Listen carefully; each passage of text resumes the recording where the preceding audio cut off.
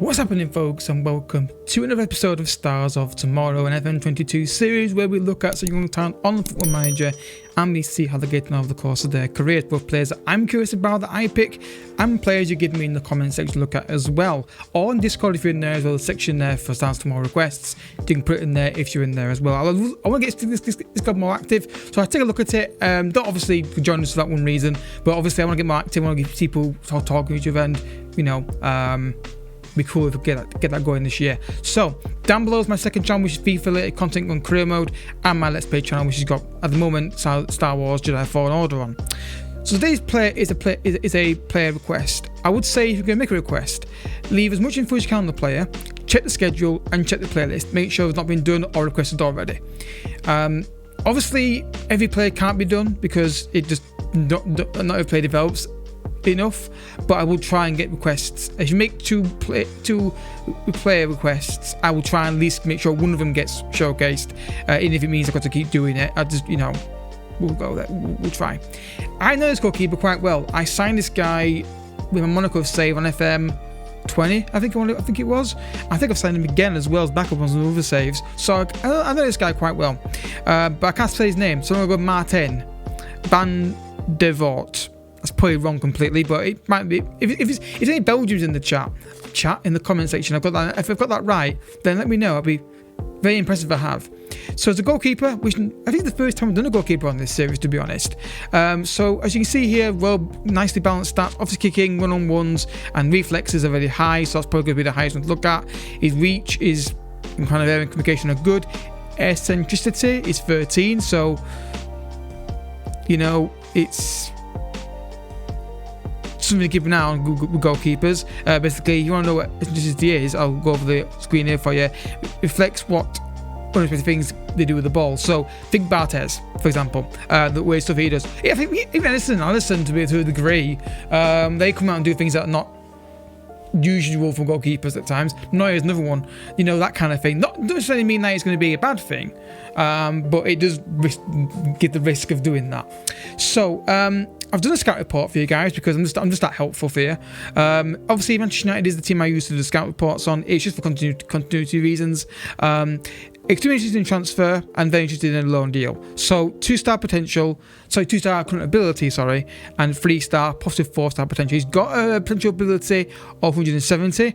It's randomized, so you might not get that. I set it at that so you can see what the best version of him is. And the stats here and the pros and cons are basic. On the pros, it's basically just generic stuff that will apply to Manchester United. The one thing you have to be aware of, guys, is he's very one-footed. So you look at his weak foot, it's left. It's his left, and it is actually weak, not like okay or whatever. And his right foot is very strong. So bear that in mind when you see him make mistakes. That yes, his weak foot is left. So if he makes mistakes on his left foot, then it makes sense because that's his weaker side. So we need to see what kind of traits we get for the goalkeeper. Will there be a trait taught by somebody to try and compensate for that? Technique is 14. Yeah, he's a nice solid goalkeeper. I've signed him before. I like him a lot. First jump, let's go. Alright folks, so now he is 23 years old, and for goalkeepers we're going to go to over 30 because that makes sense. Still at Genk at the moment. As you can see, the attributes that we thought would increase have his one-on-ones, and his reflexes stand out obviously. So does his communication, command of area and aerial reach as well. He's got a new trait, avoid weaker foot. That's something I think you should do on him straight away, is to avoid that weaker foot so he doesn't. So it minimises the chances of mistakes from there. He's got good kicking, which means that he can play out from the back. If only his weak foot wasn't quite as weak, it'd be even better, wouldn't it? Wanted by Crystal Palace at the moment. Now, we're not going to actually do the career stats here. It makes no sense to do it because clean sheets can be misleading a little bit. My theory being, yeah, they might win the league, but concede 1 goal every game. You know what I mean? So it's misleading, or it can be. So it's not something we're really concerned about. And goals conceded, the team, you know, it's hard to judge goalkeepers. I think we just go on basically on their stats, and then because a goalkeeper may be brilliant in one team and then poor as another one if they get bombarded with shots. You know what I mean? It's a hard one to really That's what she said. To judge. It's also new for me to judge goalkeepers on this series, so any advice and future reference would be very grateful with that. So as you can see, the stats are basically what we thought they would be, how they increased. The main ones have gone up a bit higher. Physically, he's good jump range and agility, which is great.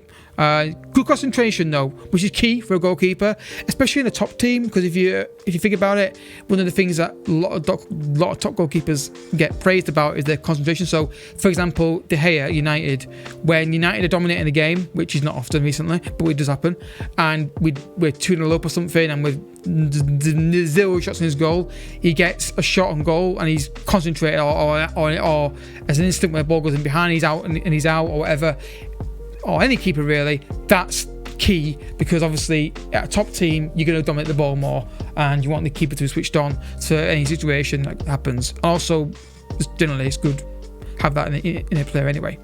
Right then, is he going to move out again and go to Crystal Palace? Let's find out. And he has gone to Crystal Palace. And again, it's the stats we thought we'd keep an eye on, the top 3, and obviously the reflexes and one-on-ones. Error reach 16, one-on-one 17, and still the same. Nope, they've removed the player trait off him now from use voice of weaker foot. That's interesting. I wouldn't necessarily do that. Again, the problem with these reviews is we don't see him play a match, and it's just impossible to do it in the format we do these videos in. But I wouldn't take that off, me personally, unless he's not making any mistakes with weaker foot. So maybe if he's not making any mistakes, and maybe he's a team where you're not getting high pressed, so maybe it's not an issue. But it'd be something I wouldn't necessarily think you want to take off, really. But your thoughts again in the comment section. So relatively the same stats. Injury record, I forgot to show this, didn't I previously? I do apologise. I knew something I'd forgotten. Should have told me. Yeah, relatively okay. Keepers though, I've never had a keeper, it's very rare at least, that gets long-term injured. It just doesn't happen. In fact, to be honest with you, it's very rare to get a keeper injured in a game.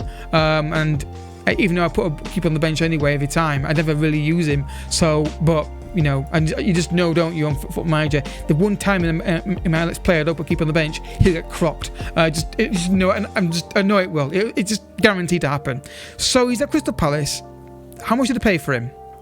They paid £32.5 million.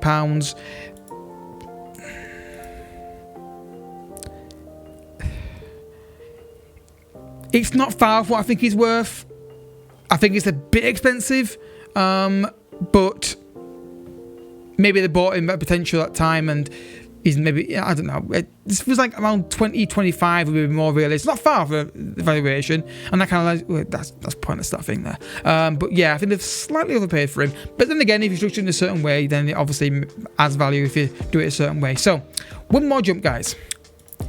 Well, folks, he's gone to Real Madrid and he's 33 years old. Now, going forward, guys, shall we go further than this on goalkeepers? Because I don't know how much further. Obviously, with alpha players, it's easier to work it out. But I think we're not going to see much increase in here, really. And it's like max potential. So, obviously, aerial reach, kicking's great, one-on-one's good, reflex is good, throw-in's brilliant as well, good concentration. How much did they pay for Real Madrid? £53 million. And I think that's more realistic for this version of him. To be honest, I think the Palace one was slightly overpaid, but this one, I think if you said this keeper's going to cost you £53 million, you'd go, which I would. I'd be like, it's not far off what I think he's worth, to be honest. So I would probably pay that. Injury record, not an issue, I don't think. Nah, not an issue at all, is it really? So yeah, I think the only downside to this keeper is his weak foot. It could be a problem. However, depending how your team's set up and how you play, and you know, it might not be an issue for you. He's capable of learning the player trait of avoiding weaker foot, which is great. And I think he's a keeper. With goalkeepers, it's a longer term project with them because of the shelf life they have as a player is longer than that. At 33 years old, an alpha player is nearly done his career. But as a goalkeeper, they've still got a few years left. But obviously, we're not going to see much increase in this. But we've still got a good idea about him. So I think the investment of £53 million, actually maybe in the 30 million, is actually not too bad if he stays in your team for like 10 12 seasons, something like that. So yeah, keepers are an interesting one to review. They really are, because you can't really look at goals and assists and what have you. So if you've got any more players you want to look at, guys, like I said in the start of the video, drop a like on the video first of all, and subscribe for daily content from Football Manager. Leave it in the comment section, or if you want to join Discord and get involved in that as well, they can put it in there as well if you want to stay in Discord. Leave as much info as you can on the player, check the playlist, check the schedule, and I will update that schedule when I do the videos and they're ready to, and they're uploaded. So keep an eye on that for your requests as well, rather than maybe replying to you for, say, been simulated, been uploaded, been recorded, will be released this day. You can check the schedule for your request, and you can say, oh, he's done it, he's recorded it. Okay, he's uploaded it now, it's coming live on that day. So just keep, because if I'm working 3 or 4 days, I don't always see the people's requests straight away. So thank you for watching, folks. Don't forget to check out the FIFA channel, and there's a second channel down below as well for FIFA content and also my Let's Play content. But until next time, thank you so much for watching. Bye bye.